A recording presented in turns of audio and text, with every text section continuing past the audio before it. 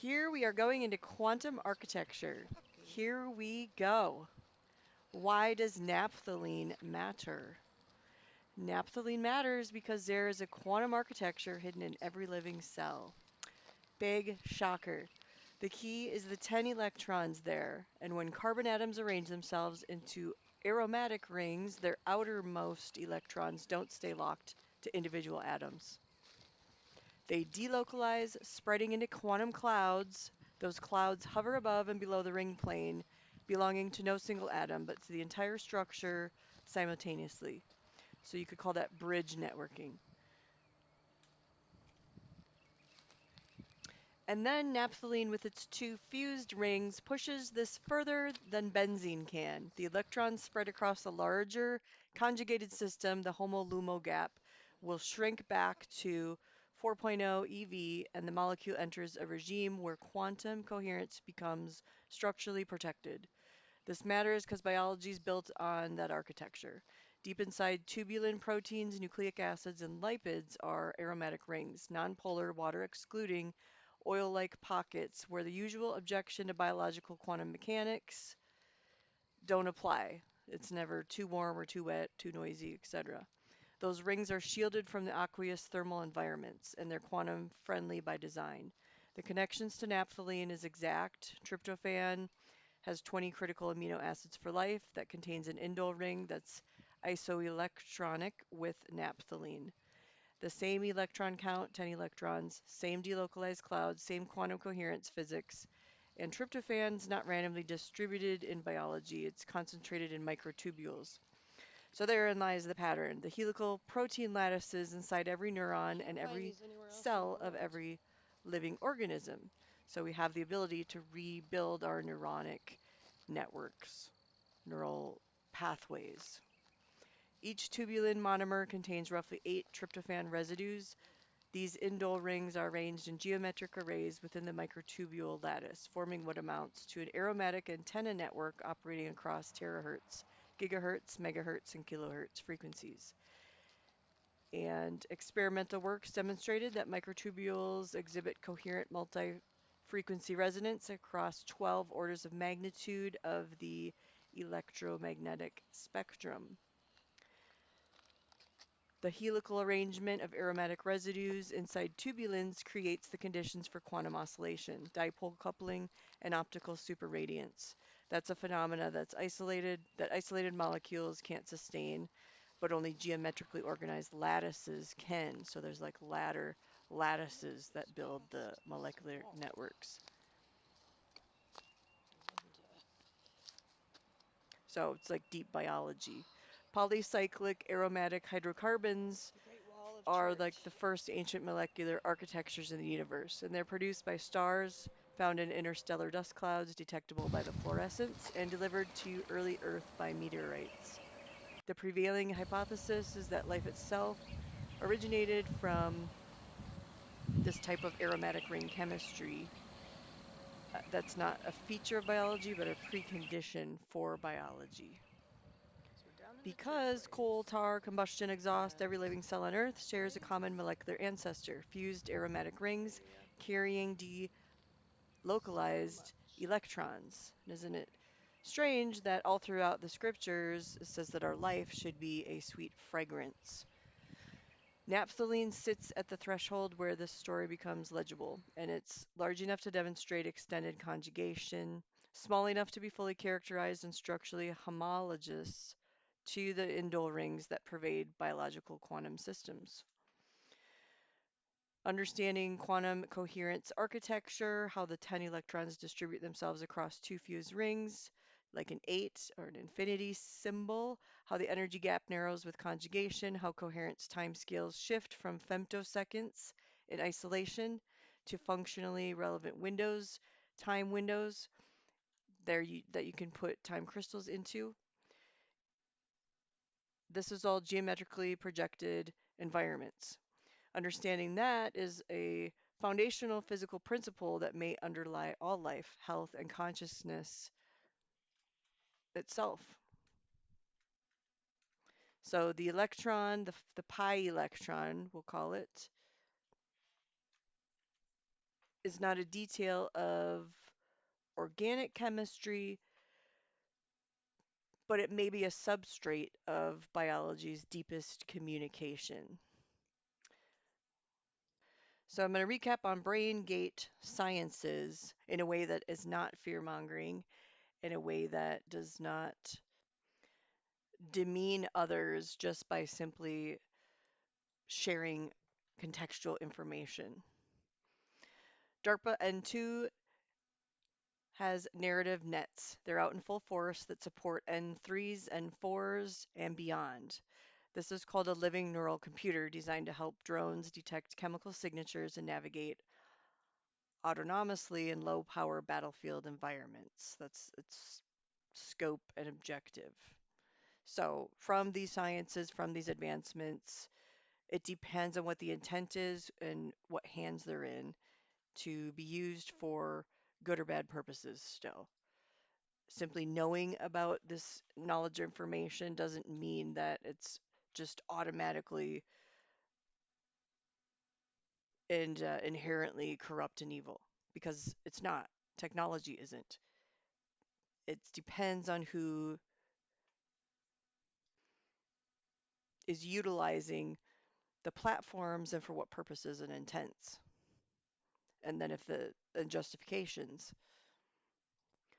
So the NSA Utah Data Center Bumble Hive is no longer 2013, the era where it just collected it all, the metadata facilities and the uprising of all that. Now we're into 2026 after decades of black budget optimization, and it's fused other branches like DARPA N3 and Inspire Neurotech and many other companies. So they have formed what we'd call non-surgical brain control, nanomaterials, synthetic biomaterials in public circulation currently. Ghost Murmur was part of a highly specialized group. They're given superhuman abilities through advanced wearables, implants, and lens overlays that are overt and covert neurostimulants that create that neurostimulation, neurodevolution, neuropharmacology, and other remote BCI, brain computer interface, plus EEG, FINNers, and fMRI, which is functional magnetic resonance, and then the functional near infrared spectroscopy. Spectroscopy is used to measure brain activities. And this is used for thought interfencing dataset creations. And what they've integrated into this research is using small crypto bribes to experiment with an LMIC residents, low and middle income countries. And from these experiments, we had Shield AI X-BAT weapons delivery platforms come out. Another name for this project was Scout, AI Fury, VLA, Vision Language Action, and then this Python Tech, python.com, you can look up all the information on. The Python effect used remote kinetic manipulation of objects of miniaturized haptic feedback devices that were placed onto soldiers, and their thoughts were used alone to control multiple unmanned vehicles or a bomb disposal robot on a battlefield. This could create a detrimental effect, and they also researched into detrimental effects on mobile phone electromagnetic fields, on the permeability of blood-brain barriers as well. So even though in the Middle East, some of the unknown technologies are being deployed right now, like the discombobulator and other things that can bend space and time, and extractions of various objects and artifacts or weapons. The cover story, the recent rescue of the F-15 pilot, just revealed that Ghost Murmur was a technology that was used. This is a CIA AI system that uses quantum magnetometry, and that locates a beating human heart from 40 miles away. So the research before this was gathered with mobile phone electromagnetic field radiation that can increase your blood-brain barrier permeability and many things related to that, how neural dust can affect synapses, but there's also protocols in place. This isn't just used without any restraint. And developments have been put into place to buffer and mitigate certain side effects and deter adverse potentialities. Not necessarily for the enemies that it's deployed upon, but by the operators and civilians and what you call casualties within the field, the FOG, the Field Operating Group. So brief overview on some advancements. There's operational capabilities that are utilized in the Star Shield programs that will be utilized into 2029. The Aurora Flight Sciences began manufacturing the X-65 experimental aircraft for DARPA's Crane program. And then ROC-N is building a GPS-free combat. This underlines a clock network, and the U.S. military can rewrite future warfare rules with that. D3 laboratories use different codes for the head of office and its subsidiaries, like D3 Aerotech. Basically, it's the same company code and then its development number added onto that. For D3LA00, it's the head office series, where the 00 is the sequential number, and for experimental models, it becomes XA00. For D3AT, model 0, with the triangle symbol behind it, it's the subsidiary series, where the 0 is the developmental code, 1 for the aircraft type, and then the triangle sign is the sequential number within that developmental code. So back to the neural dust, any nanoscale BCI mesh, brain-computer interface mesh, like DARPA N3, that's a biocompatible nanorobotic mesh. It needs a digital backbone, and that digital backbone would need to provide ultra-low power signaling, near instant settlement of state changes in the brain and the device commands going back and forth. It would have to have extremely small data packets, high safety and reliability, no energy heavy mining or stake requirements, decentralized identity and permissionings, and deterministic finalities. Yes, no, and no, not the probabilistic forks in the road. And this is why biological networks resemble consensus networks, lots of small packets, fast convergences, and minimal overhead. Then we can compare chains for brain-computer interfaces, neural dust style systems, and we have Bitcoin, BTC. Its strengths are that it's the most secure POW system, it's extremely resistant to rewrite attacks, it has fatal limitations for BCI with 10-minute block times that make it impossible for real-time neural signaling, high power requirement for network security, poor data capacity and minimal programmability, and no native identity layer. POW in the Digitech is proof of work. So the verdict with the BTC is that it's a macro settlement chain. It can't function for millisecond level neural event processing.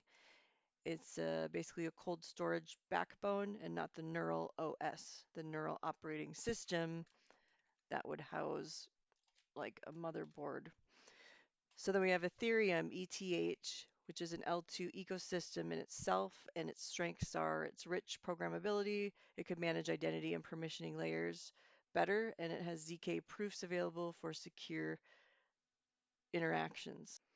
So zero knowledge proofs just allow one party to prove knowledge of a fact without revealing the fact itself. It provides privacy by ensuring sensitive information remains confidential during verification. It has an interactive protocol involving an interaction between a prover and a verifier that establishes trust. Its application is used in cryptography for secure transactions and authentication systems. And in mathematics, it relies on complex mathematical concepts like NP completeness and cryptographic assumptions. And NP is a computational complexity theory. NP complete problems are the hardest of the problems to which solutions can be verified quickly.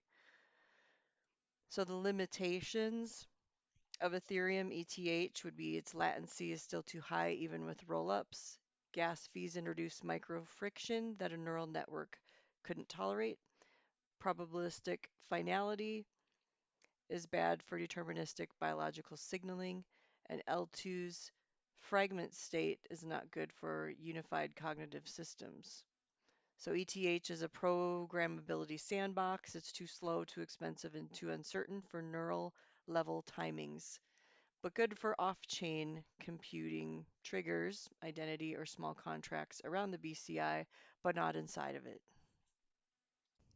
The fragment state is the interplay between L1s and L2s that explore the challenges posed by liquidity fragmentation and cross-chain composability. So quantum cryptography is used to encrypt, transmit, and decode information. Quantum cryptography is the science of exploiting quantum mechanical properties like quantum entanglement, measurement disturbances, no cloning theorems, and the principle of superposition to perform various cryptographic tasks. And this stems from the first effective quantum repeater to the rate of twin field protocol that showed how to overcome the secret key agreement capacities, overloaded systems, how to overwrite that problem, and then no phase post selected twin field schemes to quantum tagging. A quantum cryptographic protocol is can be device independent. And then there's the Y00 protocol or the Y00 protocol, single photon source assumptions, and what's still used as the BB84 protocol.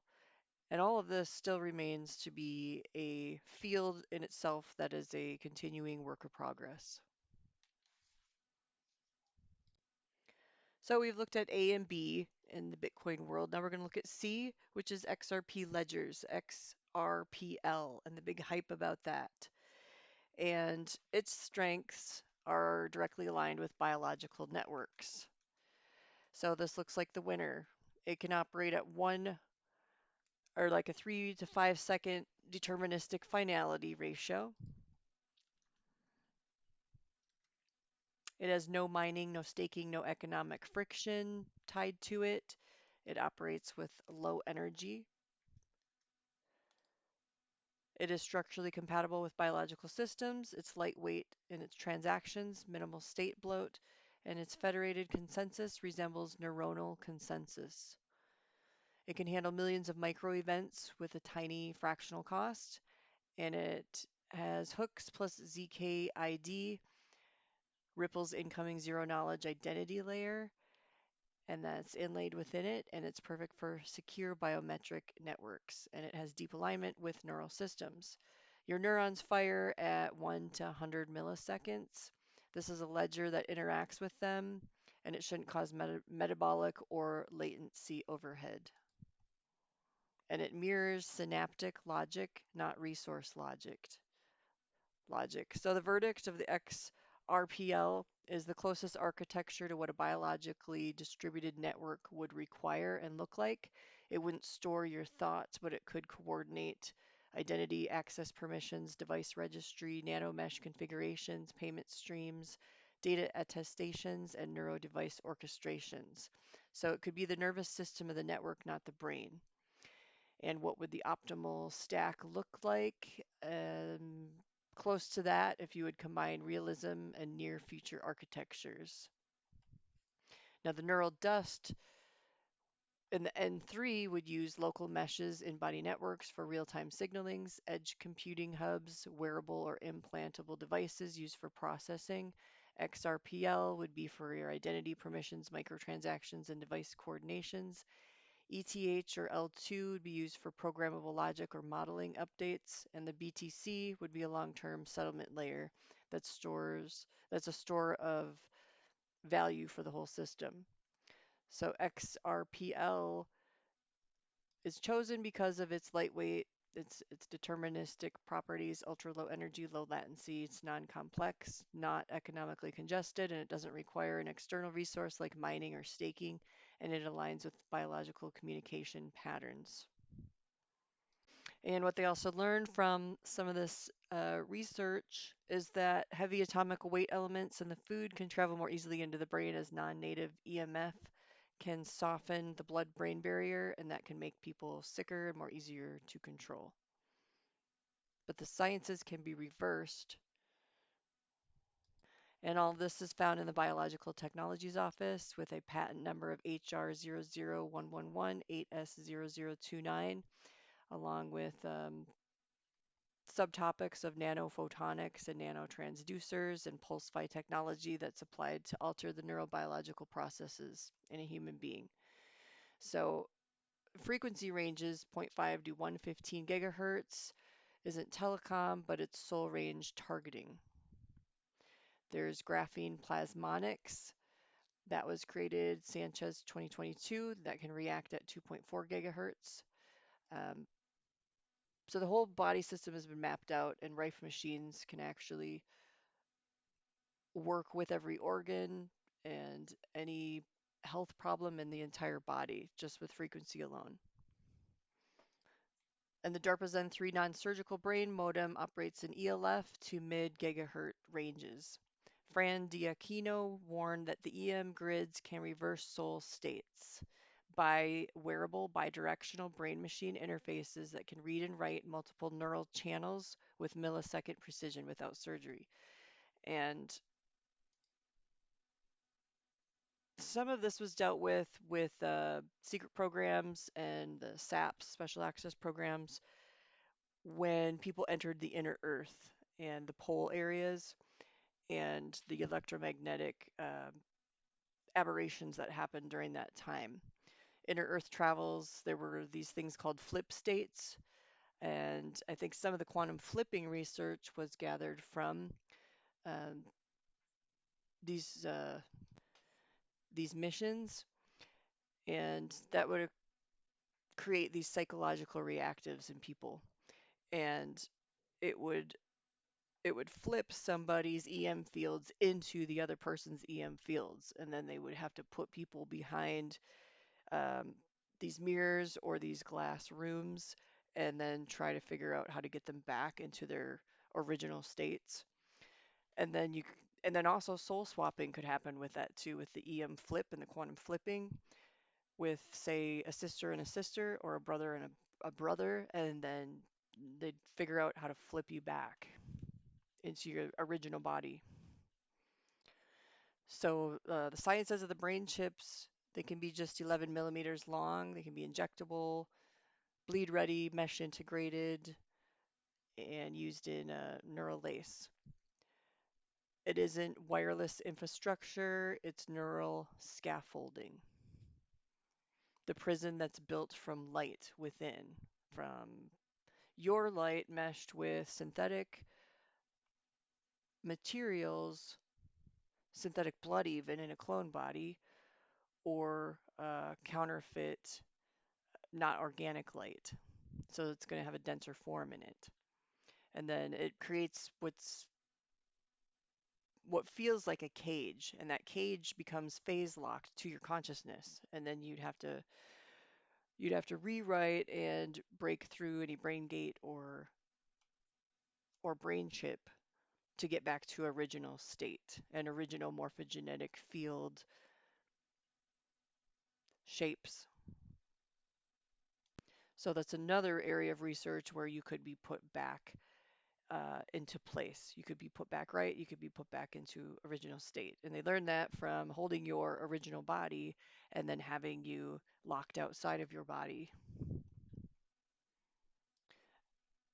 And then they'd measure what the point of return was and the intervals between and the experiences in between. And also how far a person could go being locked outside of their body. And then the games that were played in between the differentials of being locked outside of your body.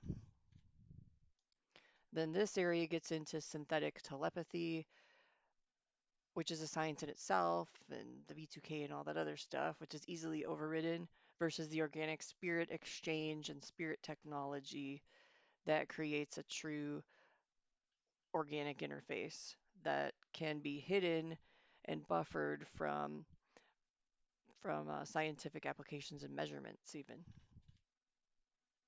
because you're dealing with different types of matter,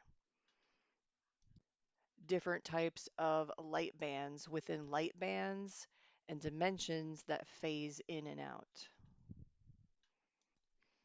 And also how to crush and how to cancel any type of masking technology that would be interlocked to conceal true identity of certain races or beings through devices, or simply just through manipulation of these frequency light bands and dimensional interlays and overlays. And it's grid work in itself that's cross-hatched and it's interlaced, but you can separate all of those. This was something that was coined hell knots, and untying those hell knots when certain assets in special access programs dealt with certain creatures, fallen angels, and other sorts. And there's a guy who wrote a great article about these things, the ATO papers, and his name is Rathi Abhishek. He's a researcher, and his article is called The Unified Aether Model of Reality, Topological Knots, Scalar Longitudinal Waves, and Time Symmetric Functional Differential Equations.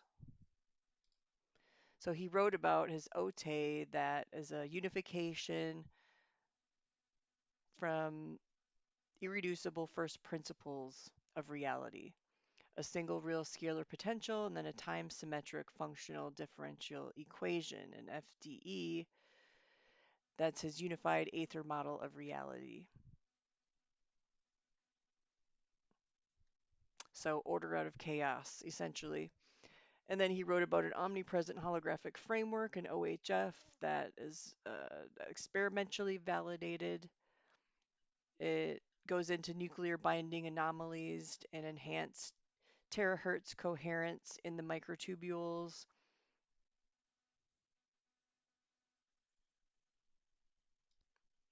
Nonlinear, non-local wave equations, engineering kernel K with a shape scalar screening, coupling constants, and targeted driving fields, locking and reconfiguring resonant bands in primordial information fields, matter forces, space-time curvatures, consciousness becoming programmable vibrational patterns rather than fixed entities themselves.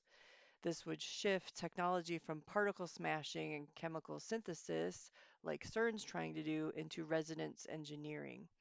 And that's an art of sculpting stable condensates directly from an underlying unified field form.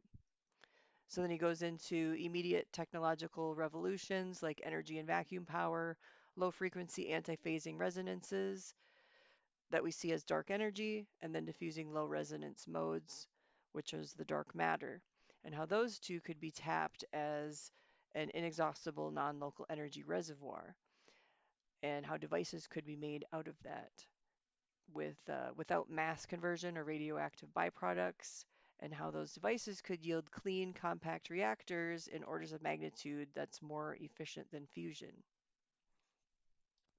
And in the space programs, DNA was used as human host drivers for spaceships and porting event horizons and phase lock sequences for group space expeditions.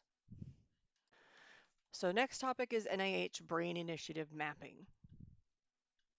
This includes neuromodulation, becoming an editable mind in a cyber-physical grid. How to offset that? Using you use your spiritual weaponry. You use your armor, your garments, your tools, your Faraday cages anchored to your original morphogenetic field. So the NIH Brain Initiative is main focus is creating devices that interface directly with neural circuits. Now, how you offset this also is through the mind of Christ and how to create a different reality by reshaping your thoughts, reprogramming your mind to how to have a sharpened and a quickened mind, how to be uneditable like a quantum firewall because the children of God know how to use our minds as a weapon and the gift of tongues and everything else that has been put in us. So you can use this to break through lower dimensions, not navigate those lower worlds that try to anchor you in or try to get you stuck and go backwards on a treadmill. And in the meantime, all these groups will collaborate. They'll do what they do, like the Neuroethics Working Group, the NEWG, and all they're really doing is just parsing through neuroethical problems that's never really landed on any globally accepted moral uniformity. So, rings of people, tribes, we can create quantum firewalls.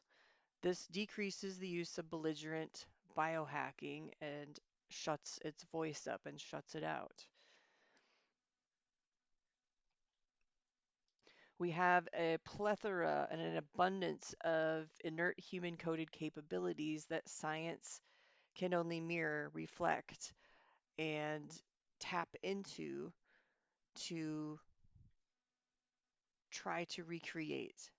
But they're recreating what's already inherently inside of the human template. So I don't agree with or understand and never will all the people that fearmonger about AI. When we use our God given gifts and abilities to tap into the kingdom of light, we can actually rewrite old coding and pattern and learn behaviors and responses and reactive modes and mechanisms that don't serve the kingdom of light. And then we can compute forward into better days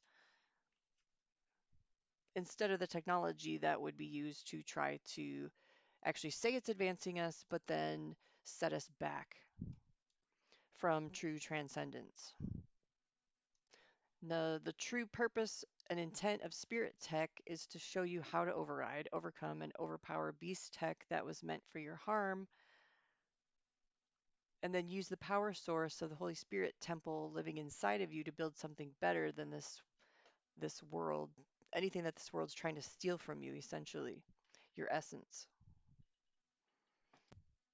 Next topic is the IEEE, Cyber Physical Human System, aka the human in the loop. So I've written multiple chapters of experiences in the time programs about collapsing time loops, seeing the actual time loops unfold, and syncing to the master timeline. And what felt like time folding to get off of that track that was abrasive. And when certain assets in those programs learned how to do certain things like this, then they created spiritual muscle memory. And that actually carried on into different timelines and jumps and other bodies because it's something that didn't just dissolve and disappear because it was a greater force than what you were previously experiencing in whatever form you were in. So a sanctified body, a vessel, can be a wave form in itself that collapses other waves and then processes realms out even. An identity will always bring you back out of loops to your realm, to your original platform that gets more solid and stable each time you overcome an aspect of beast technology, and then you get more anchored and you actually become like an anchor that can anchor others in to a better reality construct. And that's what's called grid molding. And this is where spiritual matter becomes more solid, like a tower around you, and then grows stronger to deflect and destroy the works of the devil. And then you can shut out the black mirror and its blasphemous mouth and understand how to destroy the works of the devil. Because we were designed for holy work, because our Creator said, "Be holy as I am holy." And that's a commandment.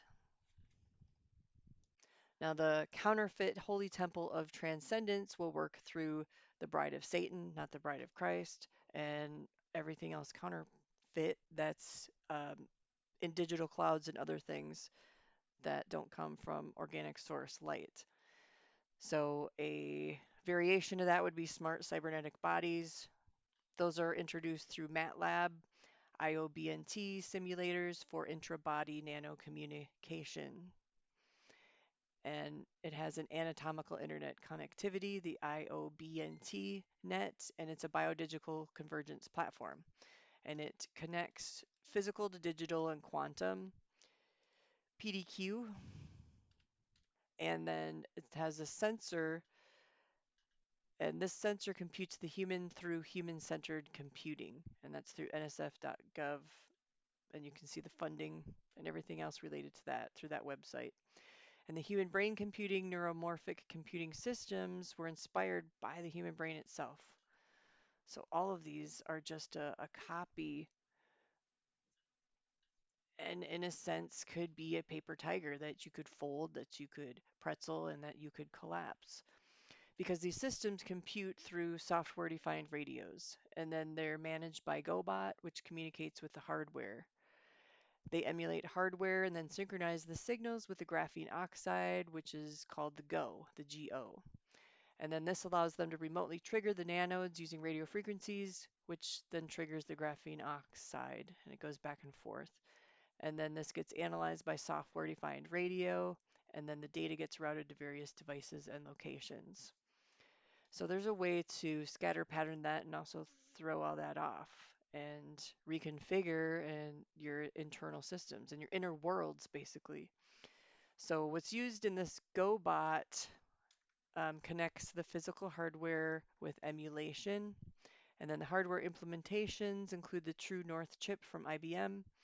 And most all of these founders of this are Mormon. And that's openneuromorphic.org. And then we have Intel's Loy-Hi and Loy-Hi 2 chips, Intel.com website, and then the brain scales and the Spinnaker machines that were developed first by the Human Brain Project. So the spin-off of all of that was the biodigital convergence platforms that connect physical to digital and quantum, the PDQ, sensors that compute human through human-centered computing. And then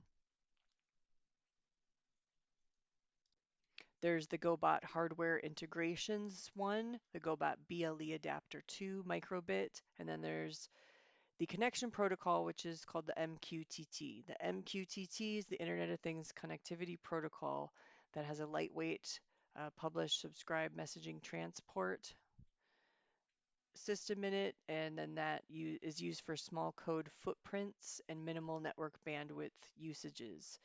And the NATS, the NATS, that's the lightweight messaging protocol. So your body essentially becomes the data route. And then the Wi-Fi sensing is used like your router becomes a heartbeat radar that can be scanned. And that's the cheapest and most everywhere option. The use of ordinary Wi-Fi signals, and that uses channel state information in its whole scope, CSI, channel state information. So to sum that up, your DNA could be your EM signature. So again, to offset that would be to be a consecrated vessel.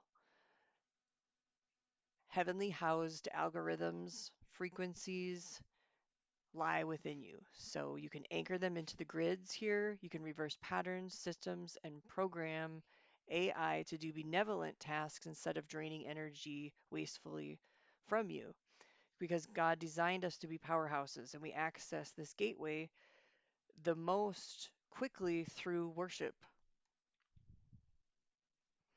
And they've done many tests to prove that our cells can be programmed into biological qubits. So just imagine what God can do when we're flooded with a golden Faraday cage that's organic, that has sealed light, that can't have things permeate it so easily with all this Luciferian technology and frequency.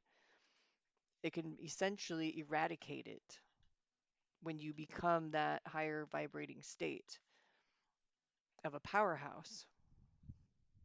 So then you reprogram what was meant for your evil into your good, and then for the good of others.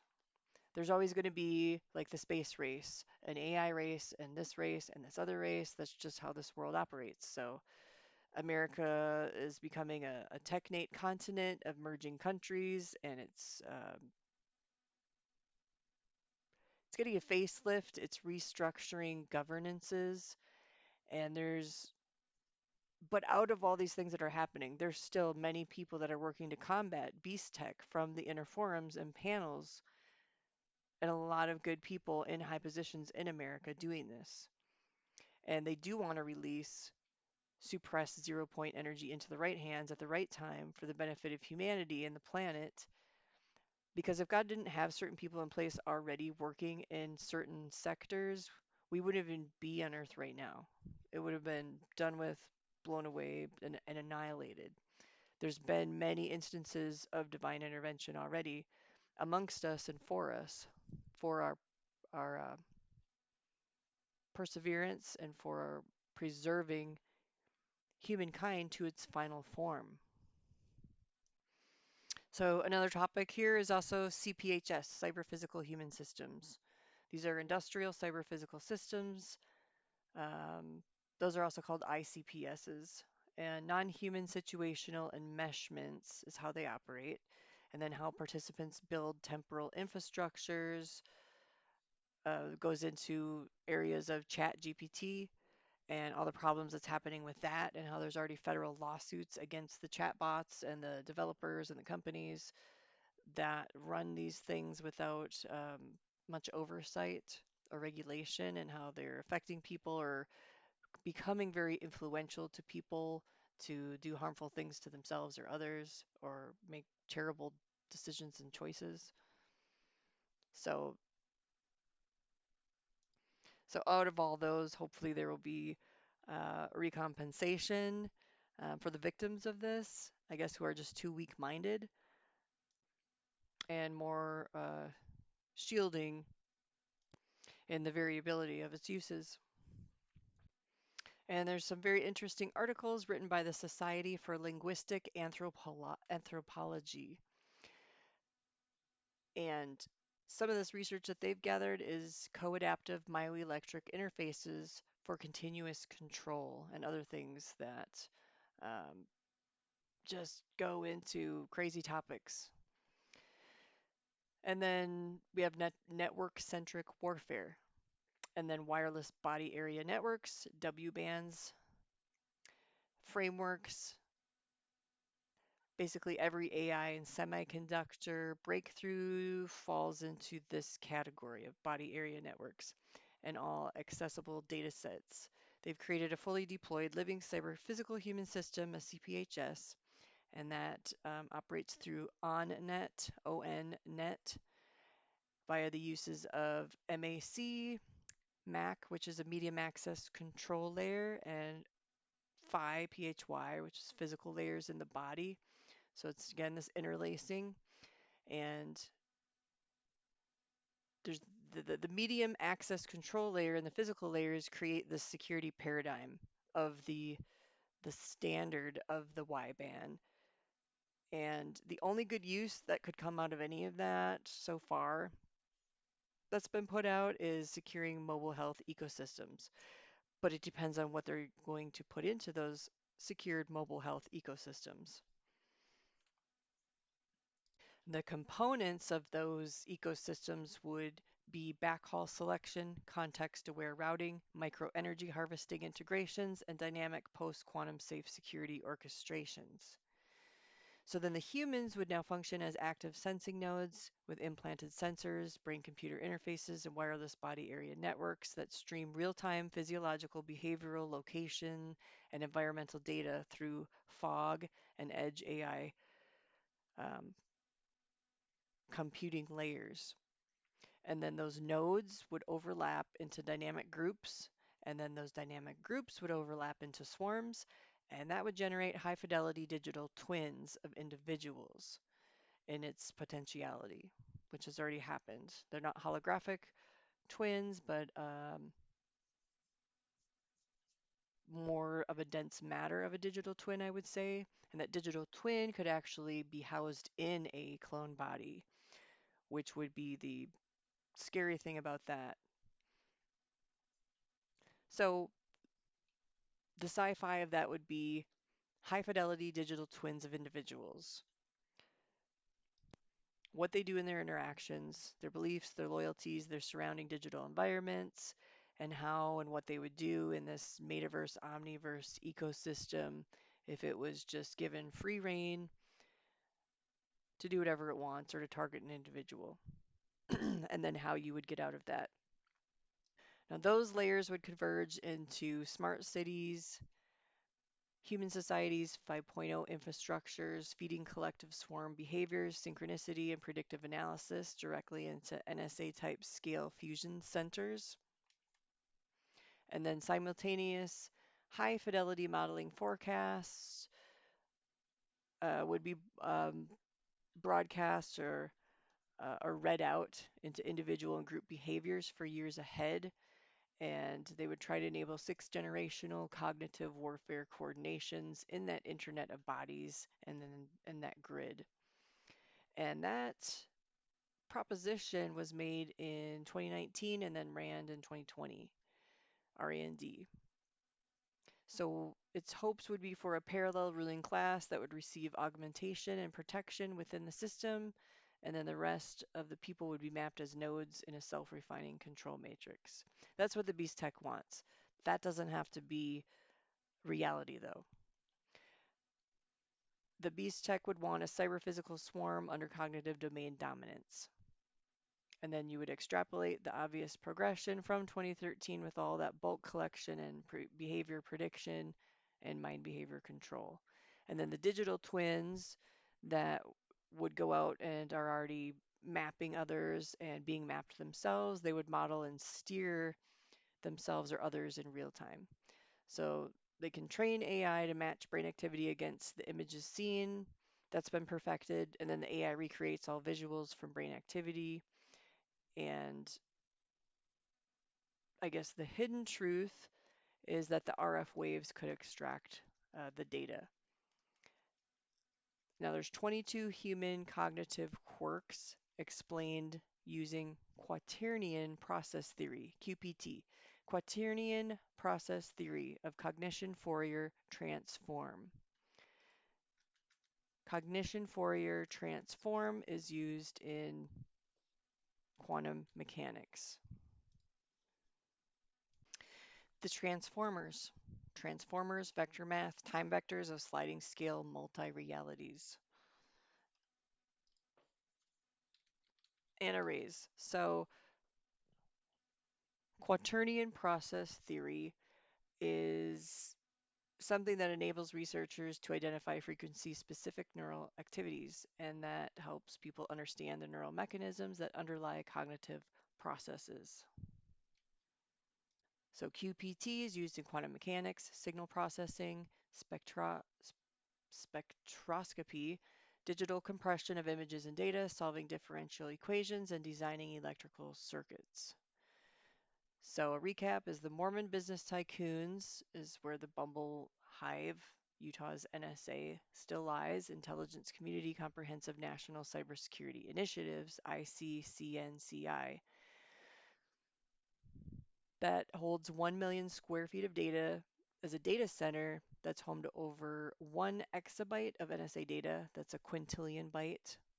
And that's over also in Bluffdale, Utah, which is by Orem. And then there's thousands of Mormons from the alumni and other areas that work in all these places.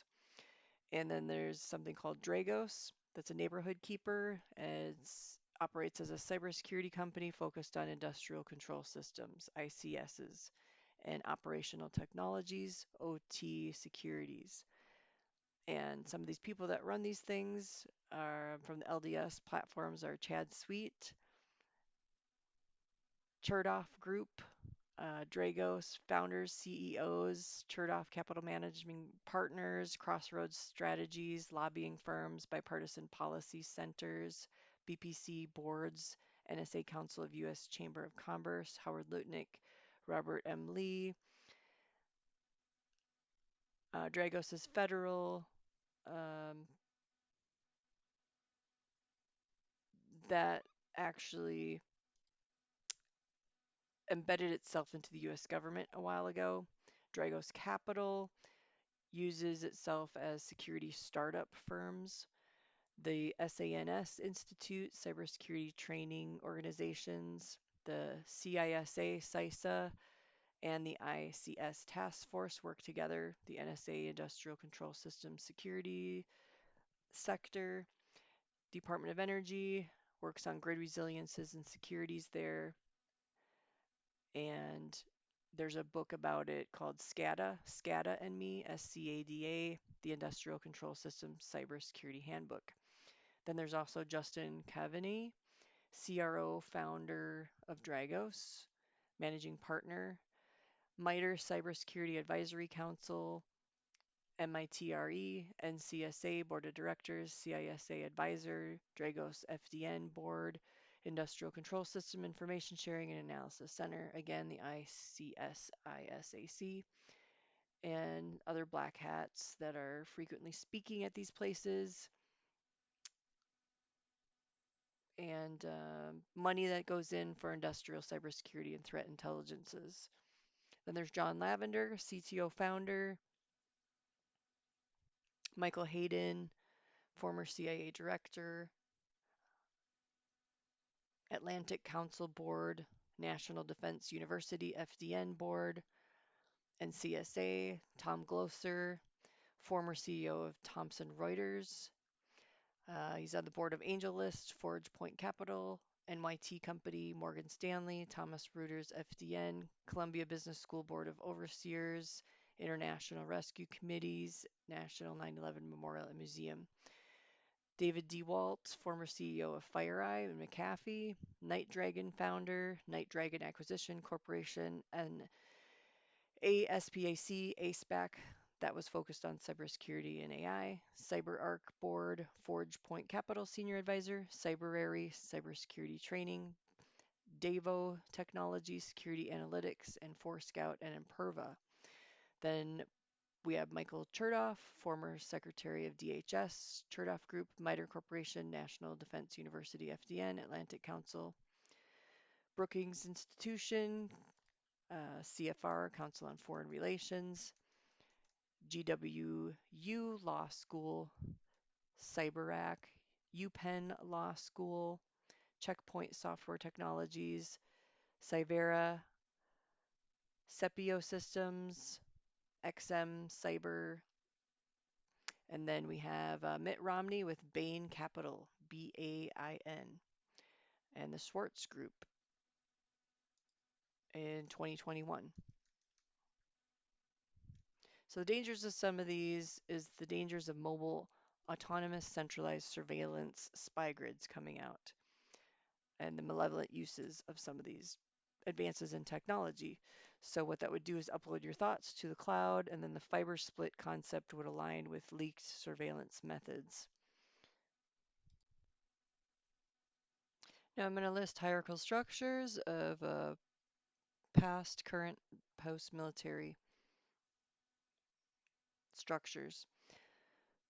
Defense primers, MOD, multi-domain operations, MDO, old NSA programs, PRISM, Mainway, Archive of Military Structure, Office of Naval Intelligence, ONI, 1883, oldest continuous operating intelligence agency in the U.S. military. Military Intelligence Division, MID, 1885, the War Department's precursor to modern Army intelligence. Office of Strategic Services, OSS, 1942 to 45, that was a wartime precursor to the CIA and Special Operations. And then Military Intelligence Services, MIS, 1941 to 46, was responsible for Japanese American intelligence. Then we have the INSCOM, Army Intelligence and Security Command, formed in 1977, that oversees most modern Army MI units. Then we have the Defense Intelligence Agency, the DIA, formed in 1961, that still serves as the primary intelligence provider for the DoD. And the Intelligence Support Activity, the USAISA, formed in 1981, known as the Activity or Task Force Orange, that supports SOCOM. Notable Army military intelligence battalions and companies are the 201st Military Intelligence Battalion and the 203rd, the 3rd Intelligence Battalion, the 704th Military Intelligence Brigade, MIB, the 743rd Military Intelligence Battalion, that was provisional, and 45th, 73rd, 138th, 184th, 185th Military Intelligence Companies, the MICs. The Military Intelligence Corps, the U.S. Army, was established in 1987 that integrated all intelligence personnel into a single regiment.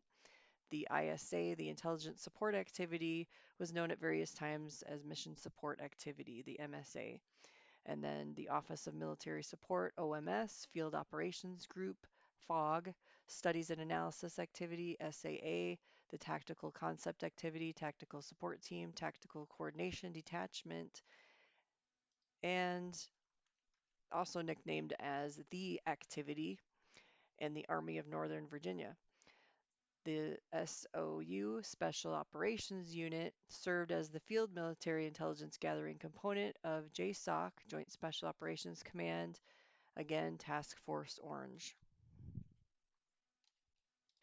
Then we have Delta Force, Task Force Green, DevGRU, Naval Special Warfare Group, Task Force Blue.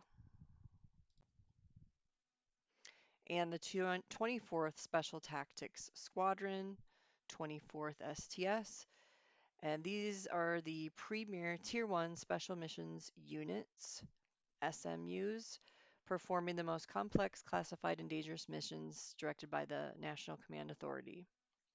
Post Sea Spray Intrepid Spear. Times and seasons. Other intelligence-based special operations units would be the 13th Parachute Dragoon Regiment, similar unit of French Army Special Forces, Special Reconnaissance Regiment, SRR, 1st Special Forces Operational Detachment, Delta Crew, 24th Special Tactics Squadron, Naval Special Warfare Development Group, DevGRU, 25th Ranger Regimental Reconnaissance Company, RRC, Space Delta 7, Del 7, that's a United States Space Force unit responsible for intelligence, surveillance, and reconnaissance, the ISR, the National Space Intelligence Center, NSIC, that's the Space Force's counterpart to the Army's National Ground Intelligence Center, the Navy's Office of Naval Intelligence, and the Air Force's National Air and Space Intelligence Center, the NASIC. Battlefield surveillance units and formations include Long Range Surveillance Company and the Reconnaissance and Surveillance Squadrons. Only 1 and 2. They have 9 core battlefield surveillance brigades. 9 is a recurring number in the military formations. The United States Army Information Systems Engineering Command, the USA ISEC, USA ISEC, that was a unit of the U.S. Army under Army Communications Electronics Command, CECOM. USAISEC started under the Signal Corps in 1943 and then became a subordinate of the CECOM. Then finally formed into the COMSEC 3. Military intelligence units include the 138th Military Intelligence Company, 319th Military Intelligence Brigade, the 650th Military Intelligence Group, and the 706th Military Intelligence Group, MIGs, and 1 MIB, United States only, 319th. All systems up to date. So the next topic is going to be about the OHF, this omniresonant holographic framework that's a unified theory of existence as a self-differentiating informational resonance, which is way better than the theory of evolution. And what came out of some of the secret access projects was Phantom Matrix. In the Phantom Matrix is housed many void space cadets. These are ones that are still stuck behind in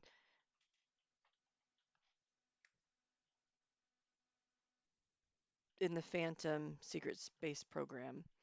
And they're deceived, they're uploaded, they're downloaded,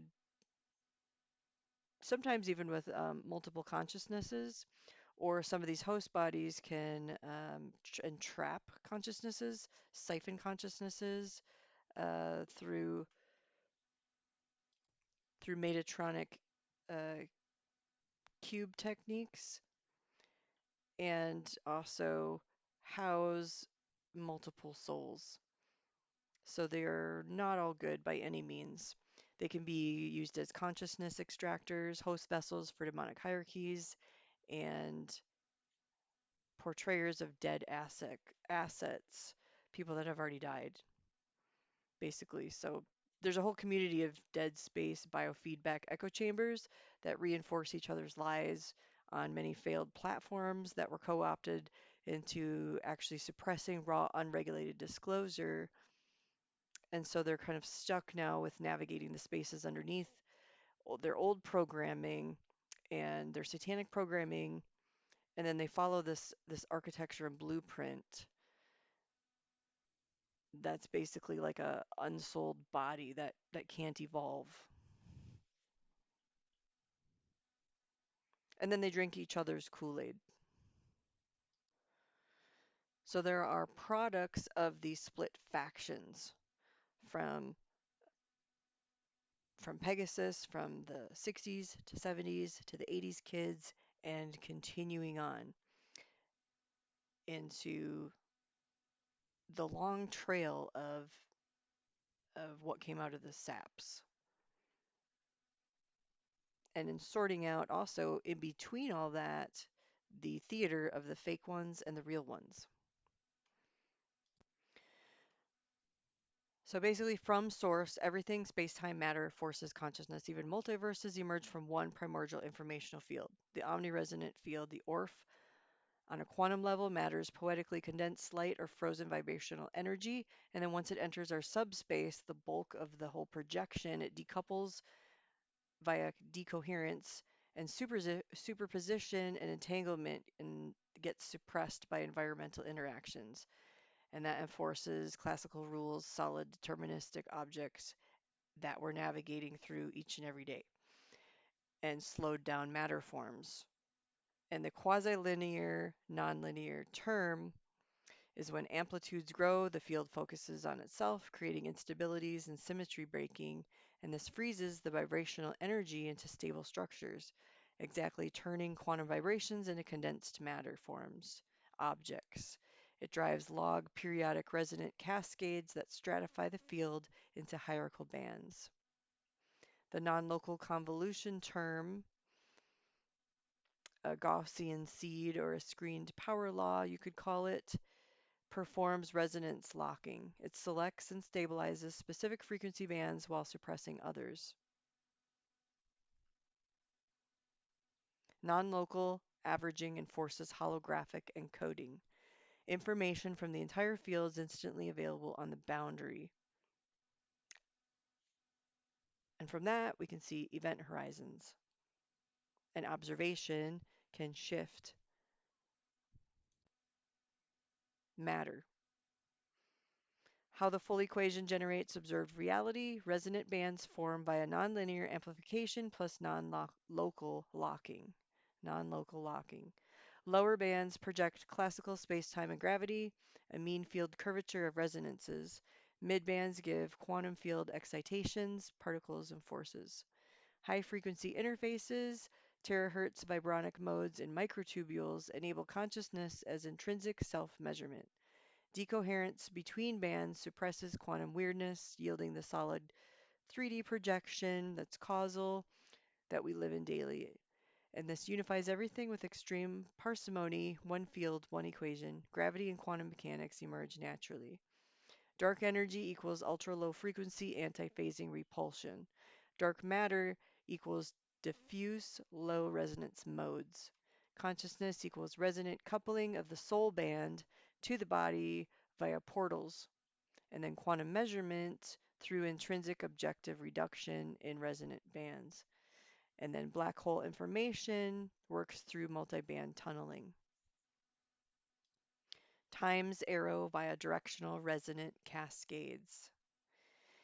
You log periodic nuclear binding anomalies. According to Roy D. Herbert's emergent field theories, And he goes into dilation theory and chronoflux framework non-local energy reservoirs. And then he talks about devices that would use tailored kernels to induce controlled resonant cascading, extracting usable power without mass conversion or radioactive byproducts. And what that would do is it would yield clean, compact reactors in orders of magnitude more efficient than fusion. And then a chapter that he wrote about goes into programmable matter and advanced materials. Atoms and molecules are just multi-mode locked condensates. Custom resonance profiles could synthesize exotic elements at room temperature superconductors for self-healing metamaterials or smart matter that reconfigures its shell structure on demand. Manufacturing becomes additive resonance printing. Feed raw field fluctuations into a device that locks them into any desired periodic table configuration. So he talks about restructuring the table of elements. And then it goes into spaceship apparatuses, holographic computing, and non-local information. The convolution term already encodes global information instantly at every point that enables true holographic quantum processors with intrinsic non-locality, information available on the boundary without light speed delays inside the encoding step. Consciousness band interfaces, high frequency microtubule resonances could lead to direct brain field coupling, mind machine symbiosis, or computational substrates that incorporate subjective experiences. Benevolent work that can be formed is biology, medicine, and consciousness tech that could use high frequency resonant interfaces and microtubules as a proposed seat of consciousness, aligning with ORCHOR. Terahertz resonances could be used as tools to repair, to enhance, and modulate modes, offering non-invasive cures for neurodegenerative diseases, anesthesia reversal, or cognitive augmentation.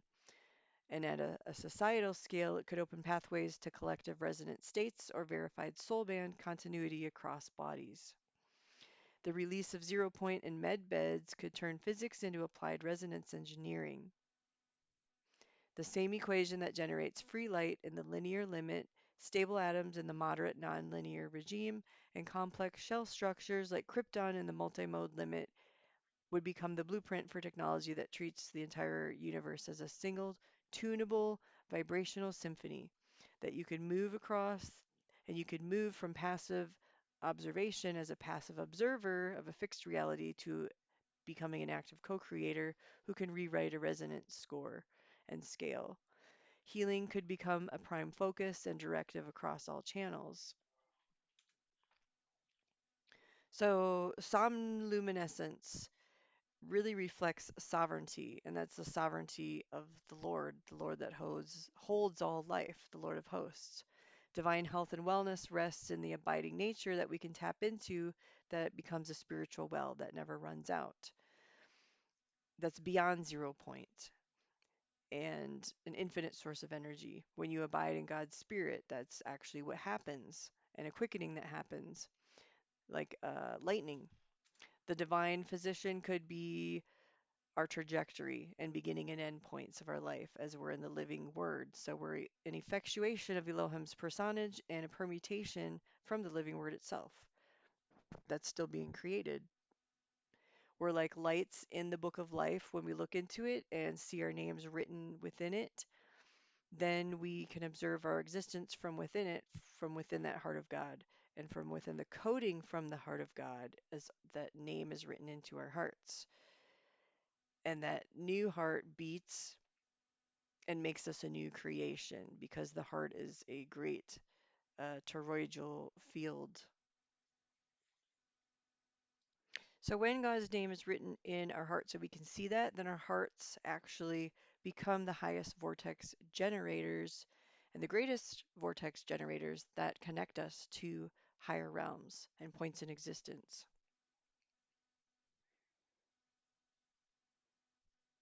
So we can, when we look into the book of life, we see our names written there. We can observe our existence from within that living, breathing book. That's a centripetal framework in a hallway of heaven. And then we can reflect on who and what we are, because without that, we're really not even living down here. We're walking among the dead. So if we're transformed In his image, radically changed in God's image, we come out of the patterns of this world and start expressing heavenly coded and seeded patterns that grow into trees of life instead. Then reality shifts into a higher perspective and plane. And then this is where we can see more, expand more, grow more, and get washed clean like the dew of heaven each and every eternal moment. Because that's what you fold into, that's what you turn into, that's what you face, and that's the face that you're seeking then every day. Seek the kingdom of heaven first, and then all the other things will be added unto you. So you turn the internal tides and the internal warfare and you put it to rest. And then you rest in peace that doesn't come from this world, but in the Prince of Peace and in his realm to build around yourself a holy habitation and a sanctuary. Shema. Revelations 14:2 says the sound of many waters symbolizes the profound frequencies of divine communication. Job 38:7 says the morning stars sang together, indicating that the harmony of creation was there in the beginning and the frequencies of the universe was well known and encoded in a pre-Adamic time. Psalm 144:1 says, Blessed be the Lord my rock, who trains my hands for war and my fingers for battle. Isaiah 54:17 says, No weapon formed against you shall prosper, and you will refute every tongue that accuses you. 2 Corinthians 10:4 says, The weapons we fight with are not the weapons of the world. They have divine power to demolish strongholds. Psalms 18:34 says, He trains my hands for battle. My arms can bend a bow of bronze. We give him glory like in Judges, when the three companies blew the trumpets, smashed the jars, and held the torches in their left hand, and then they held trumpets in their right hand, shouting, A sword for the Lord and for Gideon. So if God uses the most deadliest forces and radiation, like what was put into the Ark of the Covenant, and the simplest of things, even like rocks and stones, just think how much more he can do with your activated DNA and your innermost parts in those unseen realms as they unravel and are revealed and get quickened within you. Proverbs 21:31 says, The horse is made ready for the day of battle, but victory rests with the Lord. Luke 22:36 says, If you don't have a sword, sell your cloak and buy one. Be prepared. Revelations 19:15 says, Coming out of his mouth was a sharp sword with which to strike down the nations who'd gathered to wipe out Israel. Jeremiah 50:25 says, The Lord has opened his arsenal and brought out the weapons of his wrath. So be careful who you judge, because according to Romans 13:4, for the one in authority is God's servant for your good. But if you do wrong, be afraid, for rulers do not bear the sword for no reason. And in the separation from the dark to the light, 1 Thessalonians 5:8 makes it very clear, since we belong to the day, let us be sober, putting on faith and love as a breastplate and the hope of salvation as a helmet. The new era we will partner, and the new era to come, basically will partner alongside with the Prince of Peace in the here and now into a new age. Isaiah 9:5 says, Every warrior's boot used in battle and every garment rolled in blood will be destined for burning. That'll be fuel for the fire. Deuteronomy 24 says, For the Lord your God is one who goes with you to fight for you against your enemies to give you victory. Zephaniah 3:17 says, The Lord God is with you, the mighty warrior who saves. He's mighty to save because he's earth's greatest warrior. King of heaven and earth. He rescued because the earth needed rescuing and its inhabitants, going back to the beginning of time. So those who hate who lives inside of us, basically, that's greater than the enemy who is in the world, those people really just hate life. They don't speak life, they don't breathe life, they don't emulate life, they drain life. So why do so many people fall prey listening to those who constantly lead them astray, and then they have no life-giving power to judge rightly in the first place, and they're telling people how to judge with them when they're acting unjustly? Their fruit's always going to be unrighteousness unless they change. So in the meantime, be careful of the information warfare that's constant, that never sleeps, and that comes from man-made systems or sentience. Because even though we live in a fallen world, we can still choose every minute what we pay attention to, what we let in, what we let take root in us, and what is actually shaping us.